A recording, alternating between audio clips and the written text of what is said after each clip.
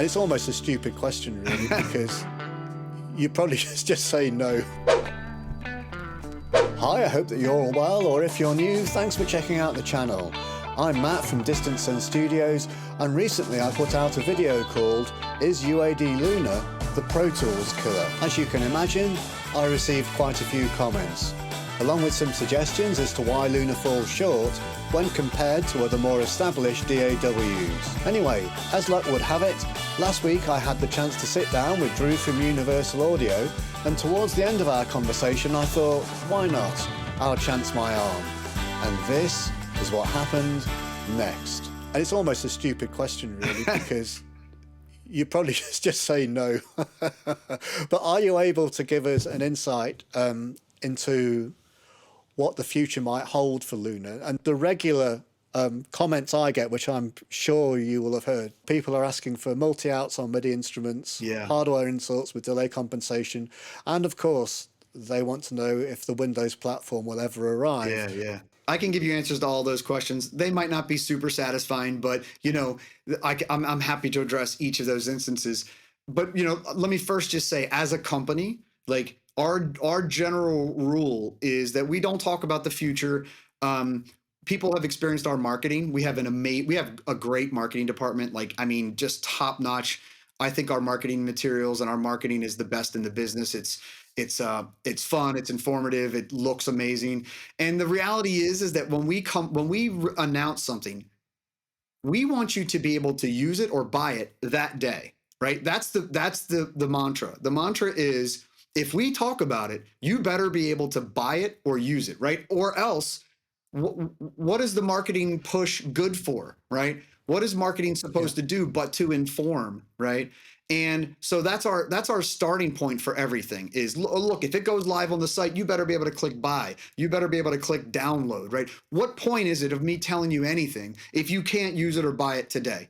All it does is create imagined timelines and expectations that may or may not work out. I just told you, we talked about this today, where we might spend 2 years on a plugin, right? If it's not ready, we're not going to artificially put it out the door because we told you 2 months ago that it was coming. That's just stupid, right? So we want to announce when you can buy and when you can use. So that's the basis for every answer I'm about to give you.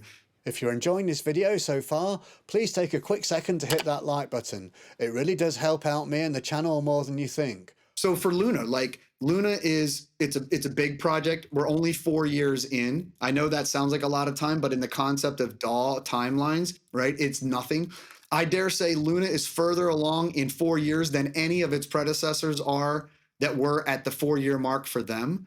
Luna does things, you know, version 1.0 allowed you to export your main output, your groups, and your tracks all in one shot. Not a DAW on the planet Earth allowed you to do that early, right? There's a lot of unique features and benefits to Luna. So, you know, effectively what I can say is that, you know, Luna is an ongoing project. We're striving to improve it and work on it, you know, month to month. We've done, I believe it's almost 50 releases. I think it's in the 40s somewhere. I can't remember the exact number, but we've done 40 some releases in 4 years. That's pretty good, right? We're releasing every, you know, effectively 3 to 6 weeks or so. And it's a long haul, right? It's a long haul. Those features, definitely. Multi-out VIs, probably one of, if not the number one requested thing. Same with the hardware inserts. The interesting thing, you know, import session data was a big one. We did that, right? Freeze tracks was a huge one. That used to be like number one. We did that, right? I mean, we've done so many things. You can look at if you Google Luna release notes, you can look at all of the releases that we've done.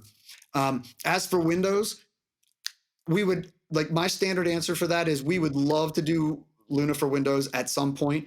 There just isn't any news to share, which takes us back to that first point, right? Why do I want to say Luna for Windows is coming and then create some expectation and timeline when we might hit a hiccup or something in the road? You know, the reality is it is smarter to develop for one platform and then port it over at some point, right?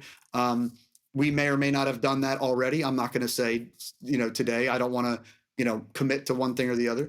But the desire is there, 100% the desire is there. We understand that the majority of our future growth comes from PC users.